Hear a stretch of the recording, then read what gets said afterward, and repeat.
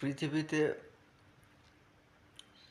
স্বার্থ ছাড়া ভালোবাসা একমাত্র হচ্ছে মায়ের ভালোবাসা।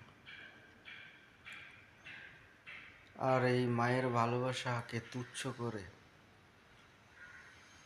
একটা নারীর প্রতি আসক্ত হয়ে মায়ের ভালোবাসাকে আলাদা করে দেয়। সে কি জানে না যে তার মা 10 মাস 10 দিন গর্ভধারণ করে 20 বছর লালন পালন করে বড় করে,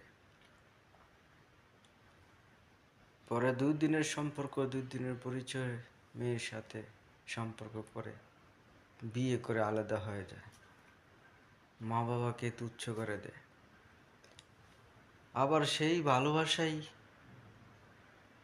আবার সেই নারী ভালোবাসা অন্য পুরুষে আসক্ত হয়ে পরকে লিপ্ত হয়ে তার ভালোবাসাকে ভুলে যায়।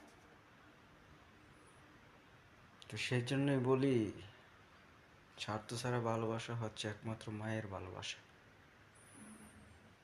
তো আমার এই মেসেজটা শুধু পুরুষের জন্য, তাদের মা বাবা বেঁচে আছে তাদেরকে খুব যত্ন করবেন, খেয়াল করবেন, যাতে মা বাবার মনে কোনো কষ্ট না আসে।